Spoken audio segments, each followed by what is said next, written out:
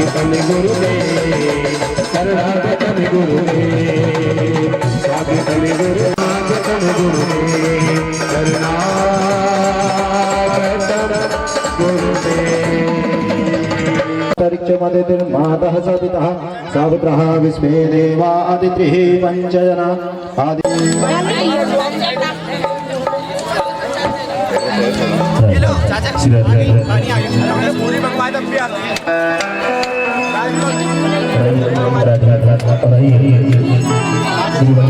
मैं हमारा ताली विषय देते हुए हमारा साथ ओ मेरे सर पर जन्म जन्म का प्यार सिखैया कर देना बिन गुरुवर के नाम चलेना अब पतवार पकड़ लेना बिन गुरुवर के एकांत में चलुआ पंचानन राजे बोले पंचानन राजे हंसासन करुणासन हंसासन करुणासन ब्रजमान साजे ओम हरे हरे हरे महादेव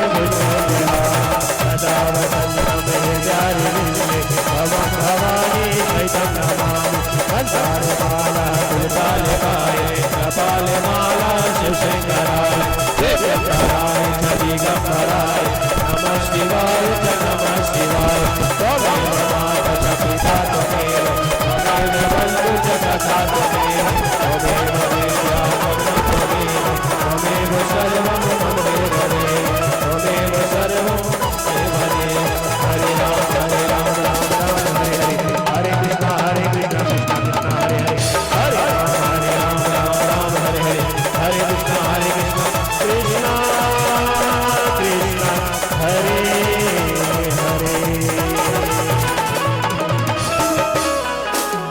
हरे नमः। ओम श्री सरस्वताय नमः। ओम श्री गुरु चरण कमलेभ्यो नमः।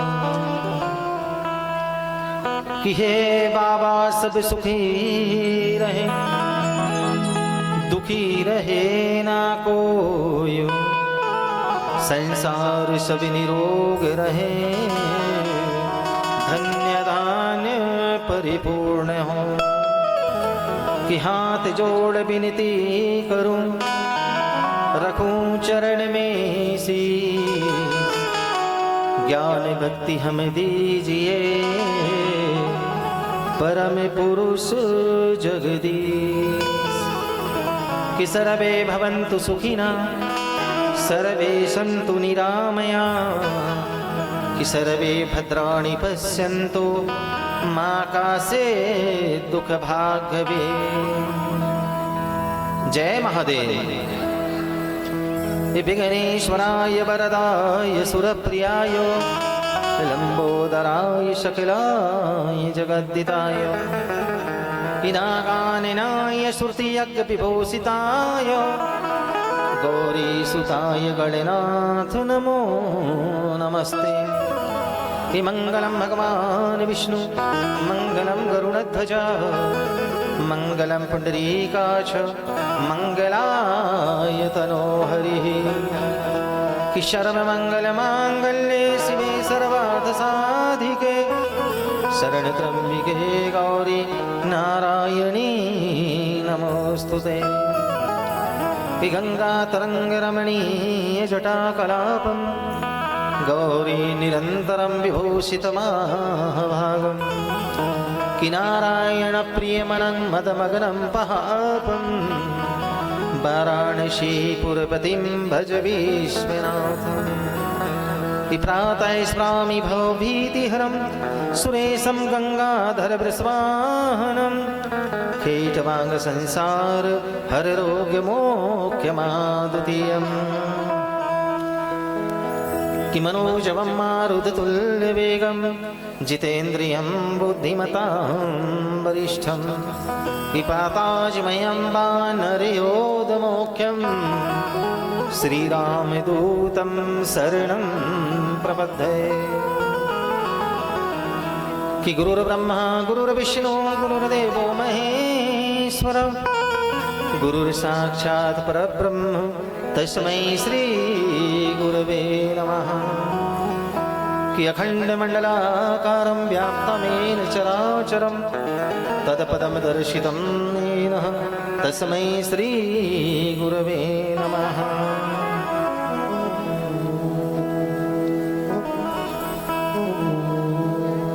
सभी लोग 2 मिनट के लिए मेरे साथ बोलेंगे। नेत्र बंद कर ले, हाथ जोड़ करके मेरे साथ वंदन करेंगे।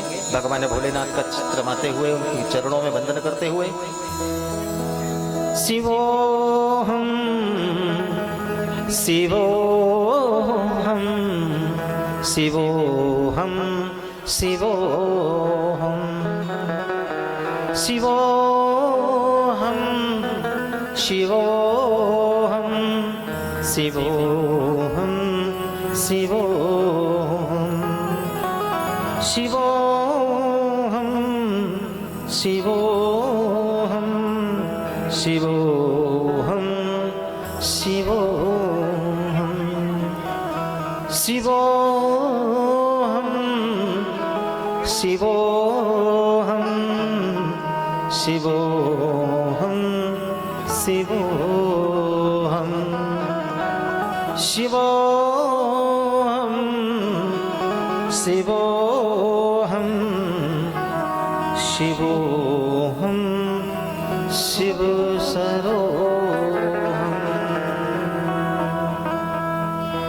सभी का मैं आदर करता हूँ, सम्मान करता हूँ। जय महादेव। हम और आप एक साथ उपस्थित होकर के भगवान का अमृतपान, कथा का अमृतपान करते होता नित्य के भांति पुनः हम और आज आप और आज सब मिलकर के कथा का अमृतपान कर रहे हैं। प्रिय सज्जनों, इस संसार में सबसे बड़ी अगर कोई अभीष्ट वस्तु अगर है तो भगवान की कथा को प्राप्त कर लेना माना गया है। सबसे बड़ी अगर कोई कीमती वस्तु अगर है प्रिय मेरे सज्जनों, तो वो है भगवान की कथा को प्राप्त कर लेना।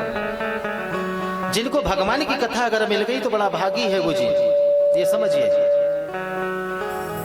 जिसको भगवान की कथा श्रवण करने को मिल गई तो समझ जाना वो बड़ा भागी है जी। हाँ, और हमें तो ये समझ जाओ कि भगवान भोलेनाथ की अनुकंपा से, कृपा से, कि चरणाम्बुजं शिवं सर्व दुख गमिष्यति, कि शिव चरणाम्बुजं नरः सर्व दुख गमिष्यति। प्रिय मेरे भाई बहनों, जो भी मैंने पूर्वत में कहा कि भगवान की कथा का अमृतपान करता है, सुनता है, बोलता है, कहता है, ये अपने कानों से सुन लेता है, ये अपनी जिह्वा से शिव का स्मरण कर लेता है भला, तो ये समझ जाना जो भी भगवान के चरणों में चित रमा करके एक बार भी भगवान को शिव बोला है, ओम नमः शिवाय बोला है, महादेव का नाम लिया है, तो सारे दुख उसी क्षण समाप्त हो जाते हैं जी। ऐसी पतित पावनी कथा व्यास जी महाराज ने हम लोगों के समक्ष मनुष्यार्थ, हाँ, मनुष्य मत प्रसादेन भविष्यति न संशया। प्रिय मेरे भाई बहनों, ये हम लोगों के लिए भगवान व्यास जी महाराज ने शिव पुराण की रचना की है।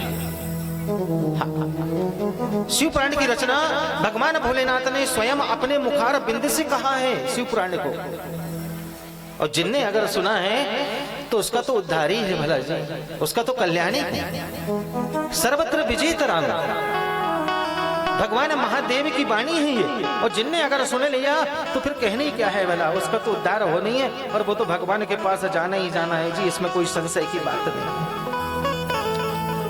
इसलिए कि धन दौलत से एक दिन, आज हम जितनी माया के पीछे पड़े हैं प्रिय मेरा भाई बहनों, की ये भी मेरा, वो भी मेरा, सब मेरा ही मेरा है यहाँ पर, ये सब जाने वाला है क्या? कुछ जाने वाला नहीं है जी यहाँ पर। अगर जाने वाला है तो क्या है? भगवान का नाम है। उससे बढ़ के संसार में कोई अभिष्ट वस्तु नहीं है जो हमारे साथ में जाएगी भला, और न कभी किसी के साथ गई है तो हमारे साथ क्या जाएगी जी। कि धन दौलत से एक दिन खाली होगा, अंत समय भोलेनाथ का भजन चलेगा सा। अंत समय हमारे साथ में क्या जाने वाला है? भगवान भोलेनाथ का भजन जाने वाला है, इसके नेत्र कुछ नहीं जाने वाला है जी। इसलिए जितना हो सकता है समेट लो, उसे इकट्ठा करो। सबसे बड़ा नाम किसका है? भोलेनाथ का। सबसे बड़ा धन क्या है? भोलेनाथ का है। जितना ज्यादा से ज्यादा हो सकता है उसे इकट्ठा करो, उस धन को इकट्ठा करो। वहां जब जाओगे ना तो ये तुम्हारी संपदा संपत्ति को कोई पूछने वाला नहीं है। भगवान तो वहां पर सिर्फ एक ही चीज पूछेंगे कि तुमने भोलेनाथ का नाम कितना लिया है, शिव का नाम कितना लिया है, परोपकार कितना किया है, अच्छे कर्म कितने किया है तुमने, अच्छे काम में सहयोग कितना किया है, पर तुमने कभी दान किया है या नहीं किया। आज हमारे घर में ढेर सारा अनाज रखा है मेरे भाई बहनों, बहुत सारा अनाज रखा है। ध्यान से सुनिए, जय महादेव। हमारे घर में बहुत सारा अनाज रखा है, कभी हमने किसी को दान नहीं दिया, कभी किसी को एक मुट्ठी निकाल करके हमने दान नहीं किया मेरे भाई बहनों। तो ये समझ जाना कि उस अनाज को जो भी खाएगा तो उसकी बुद्धि विवेक समाप्त हो जाएगी, भ्रष्ट हो जाएगी, काम नहीं करता, क्योंकि वो शुद्ध अनाज नहीं है ना। शुद्ध कब होगा? जब आप उसमें से निकाल करके किसी को अन्न दान करेंगे और उसे आप ग्रहण करेंगे प्रिय मेरे भाई बहनों, तो आपकी बुद्धि विवेक, बच्चों का सब समृद्धि सब काम करेगा। हाँ, बच्चों को भी समृद्धि मिलेगी। वस्त्र हमारे घर में बहुत रखे हैं, हमने कभी किसी को उठा करके एक रुमाल दान में नहीं दिया है, कभी किसी को एक छोटा सा भी वस्त्र दान नहीं किया है ना जी। तो आप उस वस्त्र को जब भी पहनेंगे तो आपके दिल दिमाग में मन में अच्छे विचार कभी नहीं आएंगे जी, दुर्विचार ही आएंगे। हाँ, कभी भी गलत विचार आएंगे, क्योंकि आपने जो वस्त्र पहना है वो शुद्ध वस्त्र नहीं है, वो अशुद्ध वस्त्र है, क्योंकि आपने कभी किसी को दान किया नहीं है ना। आपके घर में रुपए पैसा बहुत रखा है, कभी किसी ने आपको एक आना दान में नहीं दिया मेरे भाई बहनों, तो जब भी आप उसे खर्च अगर करेंगे तो वो गलत काम में ही जाएगा, सही काम में नहीं जाएगा जी। इसलिए वस्त्र दान करने से वस्त्र की शुद्धि होती है, द्रव्य दान करने से, पैसा दान करने से पैसे की शुद्धि होती है, अन्न दान करने से अन्न की शुद्धि होती है। इसलिए जितना ज्यादा से ज्यादा हो सके इन चीजों का हमें ध्यान रखना है। हमें अगर भगवान के धाम को जाना और भगवान को अगर प्रसन्न करना है मेरे भाई बहनों, तो ये मैंने जो 3 दान बताए उन पर विशेष ध्यान देना। बाकी जीवन में की सबसे बड़ी पूंजी यही है, इससे बढ़ करके कोई पूंजी नहीं है और ना इनसे बड़ा कोई धन है। अगर जाएगा तो यही सब कुछ होना है बस। तो सभी लोग मेरे साथ 2 मिनट का भगवान में चित्त लगाते हुए और कथा की ओर चलते हुए जय महादेव। थोड़ा जोर से बोलिए ना जी, अभी अभी तो आए हैं। जय महादेव। महादेव हरे, भोलेनाथ हरे, जय जय शंभु दीन दयाल हरे। सभी लोग गाएंगे और तालियों के साथ कम बजती है लेकिन मटकते जाता है, तो देखने वाले को ऐसा लगेगा कि भैया बहुत जोर जोर से ताली बजा रहा है, बहुत मेहनत लग रही है ताली बजाने में। तो ताली बजाने में मेहनत नहीं लगती मेरे भाई बहनों, ताली को बड़ी सरलता से बजाया जाता है। और मैंने पूर्वत में भी कहा इस बात को और एक बार बता देता हूं कि जो ताली बजाते हैं उससे क्या होता है जी, सबने सुना है ना, क्या होता है? पाप निकलते हैं जो ताली बजाता है भगवान नाम में। और किसी ने मुझसे पूछा कि गुरुजी वो पाप निकल करके जाते कहाँ हैं? तो जो कम ताली बजाता है उसके सिर में बैठ जाता है। तो आप लोग सब जोर जोर से बजाएंगे, ऐसा आप लोगों से मेरा निवेदन है। तो सभी लोग मेरे साथ जिब्या का आश्रय लेते हुए मृग ताल ललितम के साथ महादेव हरे, भोलेनाथ हरे, जय जय प्रभु शंभुनाथ हरे। महादेव हरे, सभी लोग भोलेनाथ हरे, जय जय शिव शंभु भोलेनाथ हरे। महादेव हरे, भोलेनाथ हरे, जय जय शंभुनाथ नाथ हरे। महादेव हरे, भोलेनाथ हरे, जय जय शिव शंभु भोलेनाथ हरे। जय जय शंभुनाथ नाथ हरे, जय जय शंभु भोलेनाथ हरे। जय जय शंभुनाथों के नाथ हरे। जय जय शंभुनाथों के नाथ हरे। जय जय शंभुनाथ नाथ हरे। जय जय शंभुनाथों के नाथ हरे। महादेव हरे, भोलेनाथ हरे। महादेव हरे, भोलेनाथ हरे। तालियों के साथ झूमते हुए सभी लोग गाइए।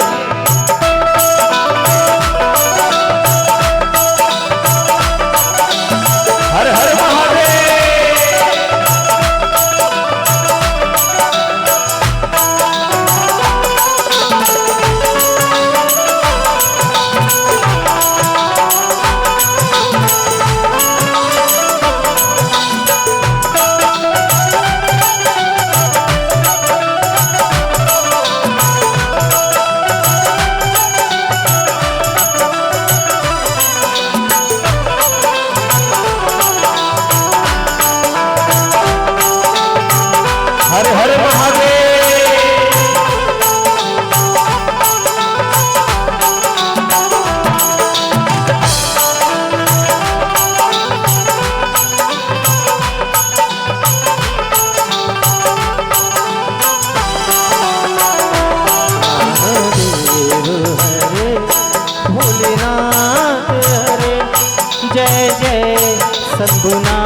के नाथ महादेव हरे भोलेनाथ हरे जय जय शिव शंभुनाथ हरे भोलेनाथ हरे जय जय शिव शंभुनाथ महादेव हरे भोलेनाथ हरे जय जय शिव शंभु भोलेनाथ हरे जय जय शिव शंभुनाथ हरे जय जय शिव शंभुनाथ हरे जय जय शिव शंभुनाथ हरे जय जय शिव शंभुनाथ हरे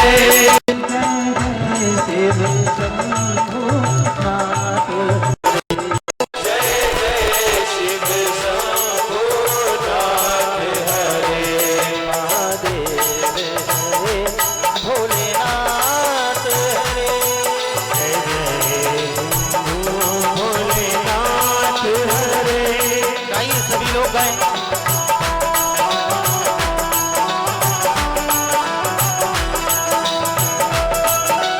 हर हर महादेव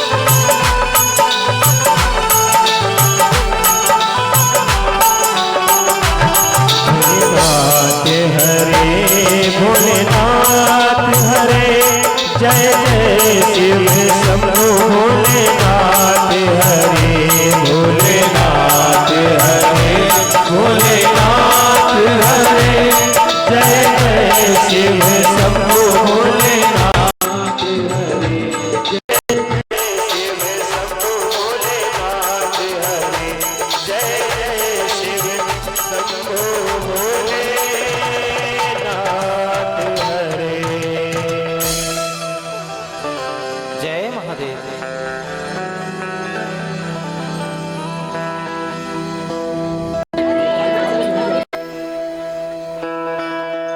कि वाल्मीकि नारद वशिष्ठ विश्वामित्र आदि ये कहावे हैं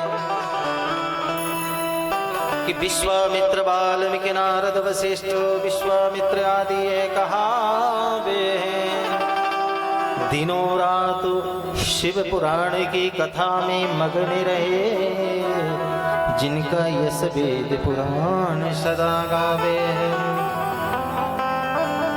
प्रिय मेरे भाई बहनों, शिव महापुराण की कथा का अमृतपान जिनने किया तो ये समझ जाना कि वो सारे पापों से मुक्त हो गया जी। हाँ। भगवान भोलेनाथ व्यास जी लिखते हैं शिव पुराण में कि जो सिर्फ मात्र दर्शन कर लेते हैं, कथा स्थल पर जाकर के शिव पुराण भगवान के दर्शन कर लें। शिव पुराण है क्या जी? जिसमें भगवान साक्षात विद्यमान।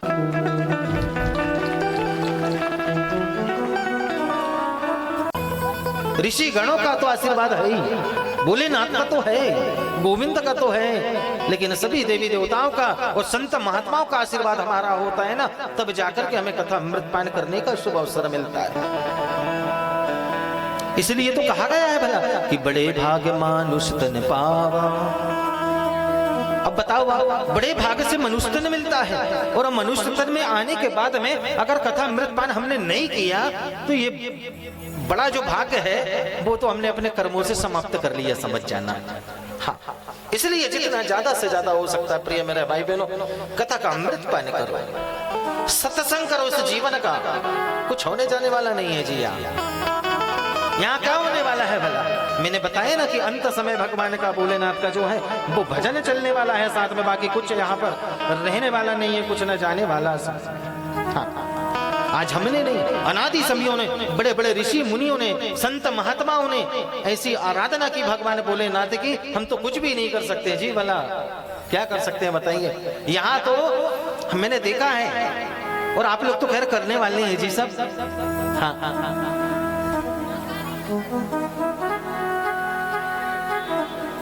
कि लोग बाग अगर नवरात्रि का व्रत प्रारंभ करते हैं ना जी, नवरात्रि आती है ना हमारे यहाँ पर, नवरात्रि व्रत रहती, माताएं बहनें भाई लोग सब रहते हैं। उस नवरात्रि व्रत में आपने देखा होगा कि कल से अगर नवरात्र प्रारंभ अगर होने वाली है तो घर में इतनी बड़ी लिस्ट पहले बना लेते कि फलार क्या क्या लेकर के आना है। मतलब खा पी करके हम अच्छे से व्रत रहेंगे। ऐसी खाली पेट भगवान की भक्ति नहीं होती जी हमसे। सब क्या सोचते हैं कि फलार पहले लेके लो भैया, फलार ला करके एडवांस में रख लो, कौन जाएगा लेने के लिए। मेरा कहने का मतलब यही है कि पहले हमने पूर्वज में प्रसंग को सुना, माता अंबा ने 3000 वर्ष तक कठोर तप किया था जब भोलेनाथ को प्राप्त किया। वर्षा ऋतु में जल पी करके रही माता अंबा, ठंडी में पत्ते को खा करके रही, सूखे पत्ते को खाया माता ने, जब जाकर के भगवान ने शिव को प्राप्त किया ना जी। और आज हम अगर 9 दिन का या 1 दिन का भी अगर व्रत अगर करते हैं तो सबसे पहले कहते हैं कि फलार में क्या बनाए हो आज। कुछ खाने लायक अगर होगा तो ठीक है, और अगर नहीं होगा तो कुछ अच्छी अच्छी चीजों को बुलवा लो पहले। ऐसा खा पी करके हम 1 दिन का भी अगर व्रत रहे तो मतलब की क्या बात है भला। कौन से काम का आपका तप, और कौन से काम की आपकी साधना, कौन से काम की आपकी आराधना, और कौन से काम का आपका ये सब कुछ करने का जो सिस्टम है कि हमें व्रत रहना, ये करना, वो करना। नवरात्रि आप व्रत रहते हैं, शिव पुराण में बड़ी महिमा बताई है व्यास जी महाराज ने कि जो नवरात्रि व्रत रहते हैं वो संध्या उपासना के साथ व्रत करना चाहिए, लेकिन ऐसा नहीं होता। आप कभी देखना ना, नवरात्र जब प्रारंभ होते हैं ना जी, माता के मंदिर में इतनी भीड़ लगती है कि जल चढ़ाने का मौका नहीं मिलता, इतनी लंबी लाइन लग जाती है। भला होता है ना ऐसा, माता मंदिर में सब एक के ऊपर एक भीड़ लगी रहती, कोई जगह देने को तैयार नहीं रहता। सिर्फ कितने दिन? 9 दिन। और 9 दिन के बाद में 10वें दिन जाकर के कोई मैया से नहीं पूछता कि माता तुमने मुंह हाथ धुली हो कि नहीं धुली हो, और 10वें दिन कोई ये भी नहीं पूछता कि माता तुमने कुछ खाई हो कि नहीं खाई हो। सिर्फ 9 दिन बस हम व्रत करेंगे और 9 दिन में ही हमारा सब कुछ हो गया। साल भर मैया तुम भूखी पड़ी रहना। तो ऐसी भक्ति थोड़ी होती है जी भला। तो वही व्यास जी महाराज कहते हैं शिव महापुराण में, जय महादेव। हमारे बीच में ठेल नदी करबडोल से महंत लक्ष्मणानंद जी महाराज, जिनका कल भी आगमन हुआ था, और आज तो कुछ खुशखबरी लेकर के आए ऐसा लगता है। महाराज जी ने आज कुछ खुशखबरी लेकर के आए सबके लिए, इसलिए फिर से पधारे हैं आज। जय महादेव। इसलिए जितना ज्यादा से ज्यादा हो सकता है हमें भगवान की कथा सदा सेव्या सदा सेव्या सदा सेव्या सदा सेव्या। और भगवान ने ऐसे ऐसे तपस्वी को वरदान दिया है प्रिय मेरे भाई बहनों, कि जो जैसा मांगता है भोलेनाथ से तो ये समझ जाना कि भगवान उसे वैसे की वैसे देते हैं। कभी कमी नहीं किया भगवान ने, कभी कमी नहीं किया। भगवान भोलेनाथ जो हैं उन्होंने बड़ा बड़ा कठोर तप किया, भगवान वहां आकर के प्रकट हो जाते हैं। भस्मासुर को सभी लोग जानते हैं ना, भस्मासुर ने कितना कठोर तप किया था भगवान भोलेनाथ का। व्यास जी ने बड़ी सुंदर बात कही है, बड़ा कठोर तप किया था भस्मासुर ने। रोज नित्य प्रतिदिन तप में डूबा रहते थे भस्मासुर, और नए मुर्दे की राख ला करके रोज भगवान शिव को अर्पित करते थे भस्मासुर महाराज। और भगवान भोलेनाथ देखते देखते एक दिन ऐसा आया कि भगवान महादेव वहां प्रसन्न हो गए और भस्मासुर से कहने लगे कि बोल भाई तुझे चाहिए क्या, क्या मांगना चाहते हो बताओ। भगवान भोलेनाथ जो हैं प्रसन्न होकर के कहते हैं कि भस्मासुर हमारे तुम्हारे तब से बड़े प्रसन्न है, क्या मांगना चाहते हो बताओ। ऐसे मेरे भोलेनाथ जी, हाँ जय महादेव। सब इधर देखिए, इधर उधर कहीं नहीं देखना, सब अतएव सज्जनों, जो भी वरदान है ना भगवान देर नहीं लगाते देने में जी, कभी बिल्कुल समय नहीं करते। भोलेनाथ तो मेरे इतने भोले हैं कि बस इतना है कि सच्चित का जिसके पास अगर आश्रय है वही जाकर के तत्क्षण भगवान प्रकट हो जाते हैं। सच्चित का जो आश्रय लेकर के चलता है, जो झूठ बोलता है भगवान वहां नहीं जाते, जो कपटी है वहां नहीं जाते, क्योंकि मेरे भगवान भोलेनाथ जो है वो तो नित्याय शुद्धाय दिगंबर आए हैं, बोला वो तो नित्य शुद्ध रहने वाले हैं, क्योंकि उनके हृदय में कपट नहीं है, उनके मन में कपट नहीं है। तो वो कपटी व्यक्ति को और जीव को, मनुष्य को कैसे पसंद करेंगे भला? उन्हें तो कौन चाहिए कि जो सत्यचित का आश्रय लेकर के चलता हो, ऐसा भक्त उन्हें चाहिए। भस्मासुर के सामने प्रकट हो गए महाराज और कहने लगे कि भस्मासुर हम तुम्हारे तब से बड़े प्रसन्न हैं, बोलो क्या चाहते हो? कि योगेंद्रेस्ति कुलेश सुविधा। भस्मासुर इतना योग था कि भगवान भोलेनाथ को आज प्राप्त कर लिया है जी भला। हाँ, भगवान सामने आकर के खड़े हो गए, कह रहे हैं कि बता क्या चाहिए भाई तुझे, कौन सी चीज चाहिए, कौन सी वस्तु चाहिए, क्या चाहते हो भस्मासुर? सब मिलेगा। भगवान ने परवाह नहीं की कि क्या मांग लेगा भला, सोचा भी नहीं, विचार भी नहीं किया जी तनिक भी। भगवान ऐसे हैं मेरे भोलेनाथ, आगे पीछे कुछ नहीं सोचते। अगर भक्ति के ऊपर अगर प्रसन्न हो जाए तो बोलते हैं तुझे चाहिए क्या, वो बस बता दे, वही तुझे मिल जाएगा। ऐसे मेरे महादेव है। एक बार बोलिए जय महादेव। भस्मासुर कहने लगा महाराज अगर आपको मैंने सच्चित के आश्रय के साथ और सच्ची भक्ति अगर मैंने आपकी की है तो मुझे जो है ना आपका जो भस्म कंकन है ना हाथ में वो मुझे दे दीजिए। भस्मासुर कहते हैं ये जो भस्म कंकन है वो आपके हाथ में, वो मुझे दे दीजिए आप, अगर मैंने सच्ची भक्ति की है तो। भगवान ने बिना विचारे बिना सोचे उतार करके कहा ये लो भस्मासुर, हम तुम्हारे तब से प्रसन्न, ये भस्म कंकन क्या, तुम तो जो मांगते हम वो दे देते तुम्हें। भगवान ने आज उन्हें भस्म कंकन प्रदान कर दी है। भस्मासुर कहने लगे महाराज अब आपने ये भस्म कंकन मुझे दी तो है, लेकिन मुझे विश्वास कैसा हो कि ये ओरिजिनल है कि डुप्लीकेट है वाला। भस्मासुर कहते हैं कि मुझे कैसे मैं विश्वास करूं कि ये डुप्लीकेट है कि ओरिजिनल है? बोले महाराज एक काम करो, मैं किसके ऊपर हाथ रख करके देखूं कि वो तुरंत भस्म हो जाए। तो भगवान कहने लगे भैया तुम जाओ कहीं पे भी और किसी के सिर में हाथ रखना, वो तुरंत भस्म हो जाएगा। बोले नहीं महाराज मैं किसके पास जाऊं, यहाँ तो कोई दिखता नहीं। एक काम करो ना, मैं आपके सिर के ऊपर हाथ रख देता हूं।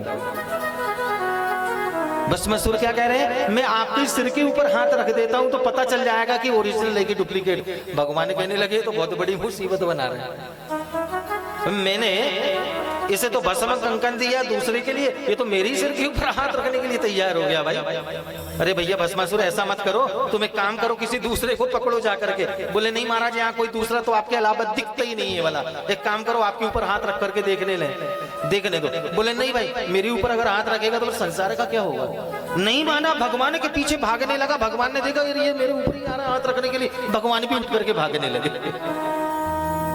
बड़ी महिमा है मेरे भोले की। अब बताइए आप कि भगवान ने कुछ भी नहीं सोचा, तनिक भी नहीं समझा कि ये भस्म कंकन में दे रहा हूं कहीं मेरी मुसीबत ना बन जाए। अब भगवान भाग रहे हैं तो क्या है कि साधु शिव भोला भंडारी, साधु शिव भोला भंडारी, कि भस्मासुर ने कीनी तपस्या, भस्मासुर ने कीनी तपस्या कर दीनो त्रिपुरारी, साधु शिव भोला भंडारी। ऐसे भोले भंडारी है मेरे नाथ, विचार नहीं करते जी बिल्कुल, खुद की मुसीबत क्यों ना बने जाए, लेकिन सोचते नहीं है वरदान देने में। बस इतना है कि भक्ति सच्ची हो। उनके जैसे जो भक्त बन गया, जैसे मेरे भोलेनाथ निष्कपट है, उनके हृदय में कोई कपट नहीं है। हम भी अगर भक्ति करें तो कपट ना हो, स्वार्थ ना हो और उसमें संशय ना हो, कोई छल ना हो, कोई छिद्र ना हो। फिर देखिए आप भोलेनाथ कैसे आपको भक्ति का वरदान देते हैं जी भला। भागत फिरत चहुदिशि शंकर, भागत फिरत चहुदिशि शंकर, लगाते दरबारी, साधु शिव भोला भंडारी, साधु शिव भोला भंडारी।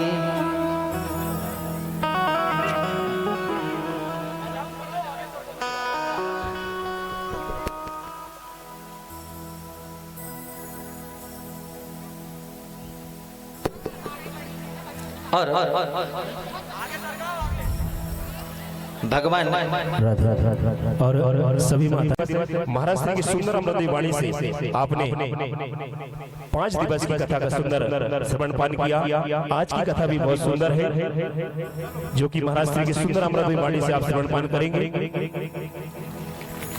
जोरदार तालियों से महाराज श्री का स्वागत करें, वंदन करें, अभिनंदन करें। एक नमन गिरजा पार्वती हर भोला हर हर महादेव।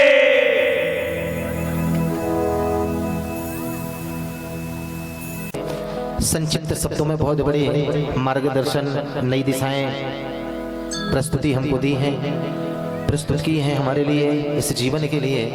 मैं उनका हृदय से आभार करता हूं और वंदन करता हूं कि जहां पर भी अमरवाड़ा में ऐसे कार्य हों, आप जरूर 5 मिनट का समय निकाल करके वहां अपने भक्तजनों को मार्गदर्शन प्रशस्त करें। यही वचनों के साथ आपके आदर करते हुए मैं आपको प्रणाम करता हूं, वंदन करता हूं कि आपने अपना बहुमूल्य समय निकाला और निकाल करके यहाँ आकर के शिव भक्तों को और सहे नर नारियों को, माताओं बहनों के आपने एक नई दिशा जो आपने यहाँ पर भेंट स्वरूप में दी है, आपका बहुत बहुत वंदन, अभिनंदन। उसके लिए सभी लोग जोरदार तालियां बजाएंगे। ब्रह्मचारी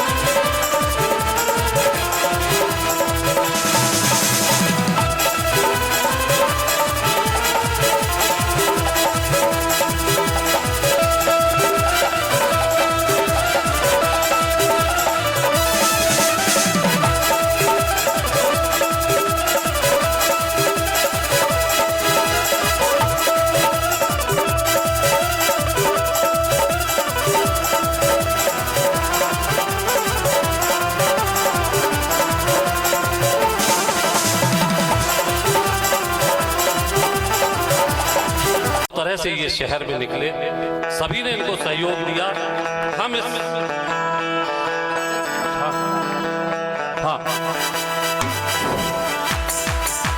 कथा प्रारंभ करें। आदरणीय दयाशंकर शास्त्री जी। ओम कहो ओम नमः शिवाय, ओम कहो हरि ओम कहो ओम नमः शिवाय, ओम कहो ओम नमः शिवाय, ओम कहो हरि ओम कहो ओम नमः शिवाय, हरि ओम कहो हरि ओम कहो ओम नमः शिवाय, ओम नमः शिवाय, हरि ओम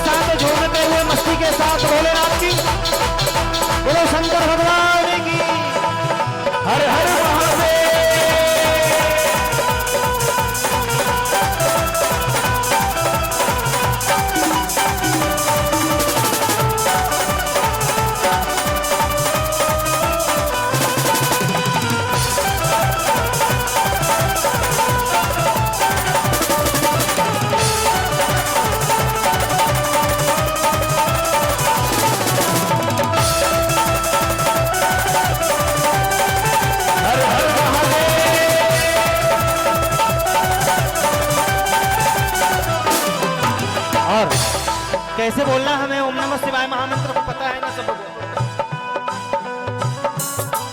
अरे चलते बोलो, बैठे चलते बोलो, बैठे बोलो, खाते बोलो, सोते बोलो। क्या? ओम नमः शिवाय, हरि ओम